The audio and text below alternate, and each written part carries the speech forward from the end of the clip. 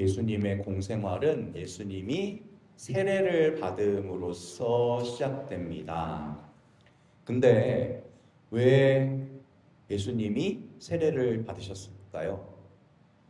죄가 없으신 분이신데, 세례는 회개하고 죄를 씻고 새로운 삶으로 시작되기 위해서잖아요.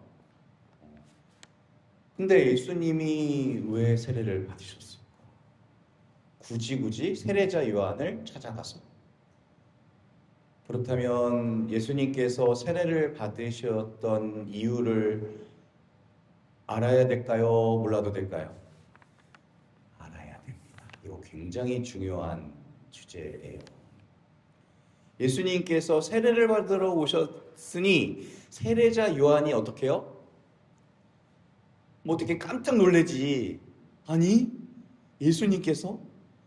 세례자 요한은 예수님이 누군지 알았을까요? 몰랐을까요? 알았잖아요. 오늘 보니까 나는 그분의 신발끈을 풀어드릴 자격조차 없다 인정했잖아요. 근데 갑자기 그분께서 나를 찾아오셔서 나에게 세례를 받겠다고 하시니까 이걸 상상이나 했을까요? 요한은? 아니, 제가 선생님께 세례를 받으러 될 터인데 선생님께서 저에게 오시다니요. 깜짝 놀라는 거예요. 예수님께서 세례를 받으신 거는요, 어떤 단순한 상징적인 예식이 아니에요. 예수님께서는 죄가 없으시지만 죄인과 같이 되심으로써 우리를 구원하시기 위해서 세례를 받으신 거예요. 히브리서 4장에 이런 말씀이 있어요. 우리에게는 우리의 연약함을 동정하지 못하시는 대사제가 아니라 모든 면에서 우리와 똑같이 유혹을 받으신, 그러나 죄는 짓지 않으신 대사제가 계십니다. 그게 누구라고요? 예수님이시라고요.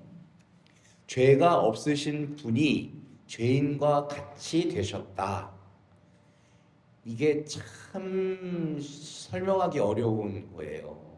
세상에는 볼 수가 없는 일이니까 그래요.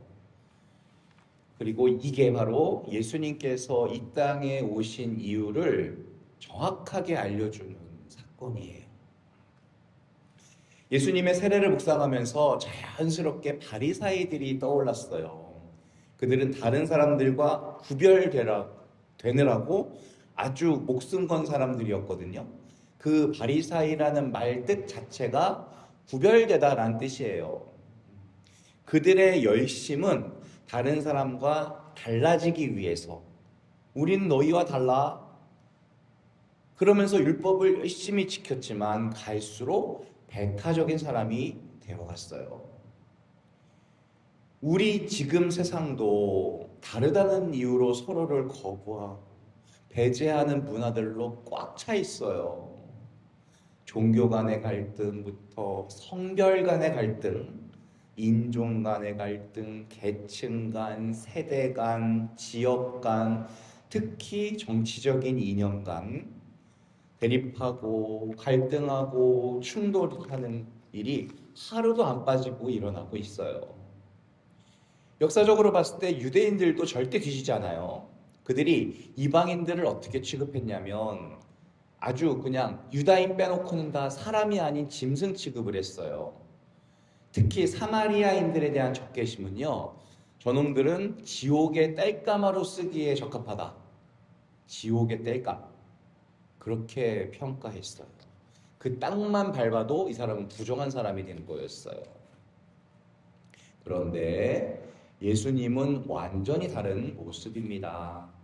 예수님은 어떤 기준을 정하시고 이 기준에 들어오면 받아주겠다 하신 분이 아니에요. 죄인을 구원하시기 위해서 어떻게 하셨다고요? 죄인과 똑같이 낮추셨다고요. 아니, 우리가 믿는 분이 도대체 얼마나 겸손하신 분인지를 오늘 아셔야 돼요. 그래서 십자가를 보면요, 하느님 사랑의 수준이 얼마나 높은지도 알아야 돼요. 이것을 우리는 육화의 신비라고 합니다. 하느님이 우리에게 오셨다. 대부분의 종교나 신화들은요, 그 초월적인 존재는 다가갈 수도 없어요. 멀리서 구경만 하는 거예요, 인간은. 그 대신에 어떤 종교는 돌을 닦으면 된다고 해요. 그래서 어느 정도 경지에 오르면 된다. 점점 더 깊은 산 속으로 들어가고 어떤 특별한 동굴로 찾아가서 수행을 닦아야 되는 거예요. 근데 육화하신 하느님께서는 우리에게 당신 있는 곳으로 올라와라 라고 하신 적이 없어요. 대신 당신 스스로 낮추셔서 우리에게 찾아오셨다. 우리 안으로 오셔서 우리와 같아지셨다. 하느님을 올려다보고 관찰하는 게 아니라 우리와 직접 어울리실 거다. 그거는 엄청난 얘기입니다. 이게 바로 수용이고 포용인 거죠. 그래서 십자가는 거대한 포용이에요. 어디까지 품느냐면요, 원수들까지 품는 거예요. 다 품는 거예요.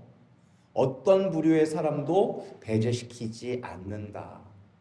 용서받지 못할 죄인은 없다. 십자가는 사랑의 완성을 뜻합니다. 돌아온 아들의 비유를 생각해 보세요. 큰아들은요, 아주 성실했죠. 잔칫집 안으로 안 들어왔어요. 아버지 재산을 창녀들과 말아먹은 저놈을 위해서 그 괘씸한 동생을 포용해주는 아버지가 이해가 안 가는 거예요. 여기서 성경이 우리에게 말해주는 건 뭐냐면, 착실한 아들, 성실한 아들이 뭐가 될 수 있다? 가장 나쁜 아들도 될 수 있다라는 거예요.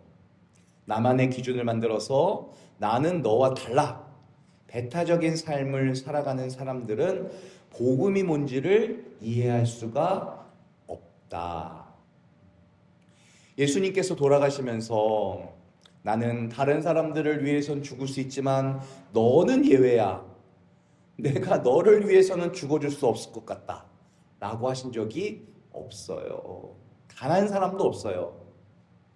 그래서 사랑의 다른 말은 포용일 수밖에 없습니다. 복음을 경험하게 되면 속이 좁아질 수가 없는 거예요. 구약의 인물 중에 요셉이 있죠. 어릴 때 형들이 질투해서 막 죽이려고 했어요. 아버지 사랑을 독차지하는 것만 같아서 아주 미워서 견딜 수가 없었어요. 이게 복음을 비껴나가니까 그냥 미운 거예요. 아주 줘받고 싶은 거예요. 그래서 형들은 요셉을 왕따시켰죠. 결국에는 노예로 팔아넘깁니다.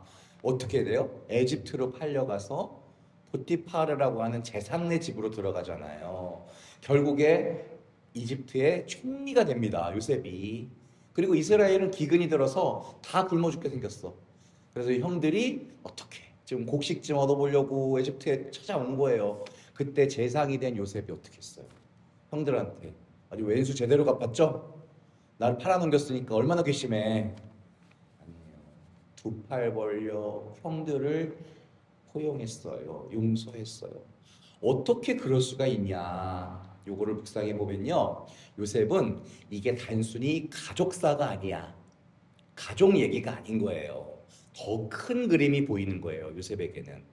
창세기 45장 5절에 이런 말씀이 나와요. 저를 이곳에 팔아넘겼다고 해서 괴로워하지도 자신에게 화를 내지도 마십시오. 우리 목숨을 살리시려고 하느님께서는 나를 여러분들보다 앞서 보내신 것입니다. 우리 집안을 살리려고 여기에다 나를 보내신 거래요.